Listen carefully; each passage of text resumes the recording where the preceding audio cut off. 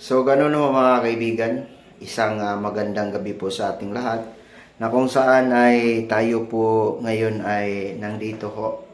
No, daghan kayong salamat sa mga taong nagasuporta sa ato, especially to all the people who supported in our Facebook page and the YouTube channel.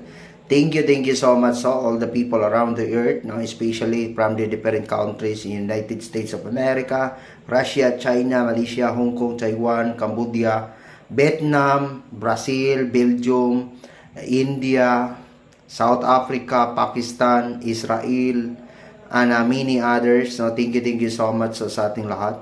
For those people who are, there is no things to hesitant to subscribe and follow our Facebook page, no. Thank you so much sa inyong lahat mga kaibigan, ha. Without your support, without your reactions our Facebook page as there is no strength and there is no power for us in order to para tayo ay lalaki yung mga followers natin. So unang-una sa lahat, we are the owner of this Facebook page, and also I am the instrument lang dito, no, for being here for our Facebook page today, no.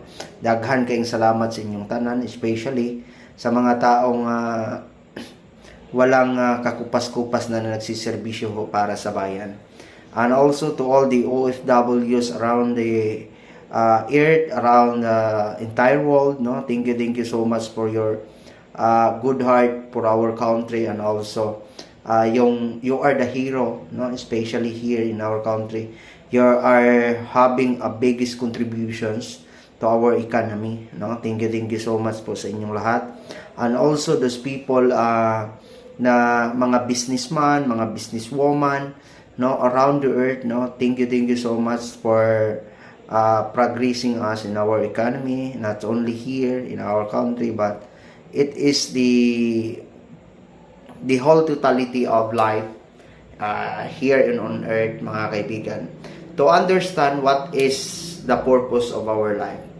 Because I have done many books that I was reading, but the only one thing that we need to come up into reality is to how to understand life. Kasi hindi lang tayo sa doon magsisimula, but we are going to understand in the past, in the future, and in the coming future, mga kaibigan. It is our preparations to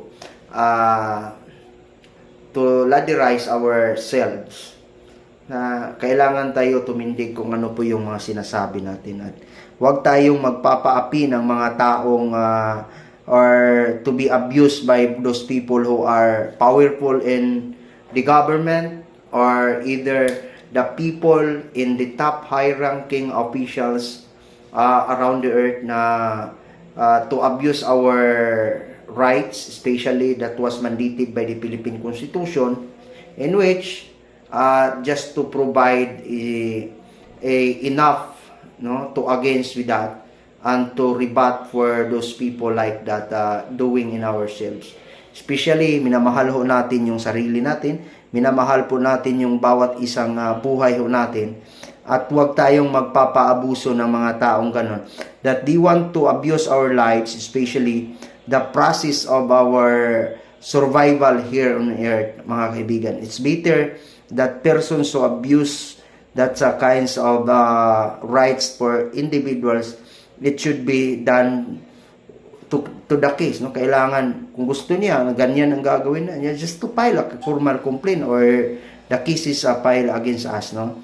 Kasi wag nating hahayaan na aabusuhin po tayo ng mga matataas na opisyal ng ating gobyerno, especially in our organization, mga kaibigan, because there is a lot of people who are abusive here, or abuser here inside of our organizations, that we need to protect, that we are protected by the law, no. We need to protect ourselves, that we are protected by the law. At the same time, that's mandated rights that was mandated by the Philippine Constitutions, and there is a rights to be exercised by individuals. So ganun ho, mga kaibigan, wag na wag po nating gagawin na tayo po ay to become a slavery for that kinds of people, especially for those people who are the wealthiest one or the rich among people as on that certain community, no? Kailangan po natin na alamin po natin yung kalagayan natin, na kaya po natin titindigan kahit mamamatay man tayo o hindi, just to stand what they are doing, except, no, those people who are afraid to stand their own words and the good doings in their life, ay those people who are hesitant because kasi mayroon silang ginagawang mali sa kanilang buhay. But we are doing our best to our in line with the duty, especially within the line of our work today. So wala ho tayo. So it must be done by the reprimand or into the disciplinary actions. Those people who are imposing that disciplinary actions, be sure that you are not be imposing to us, that you are imposing to us that kinds of disciplinary actions. Be sure that yourselves being, or yourself, mga kaibigan, is being the one who to be discipline us.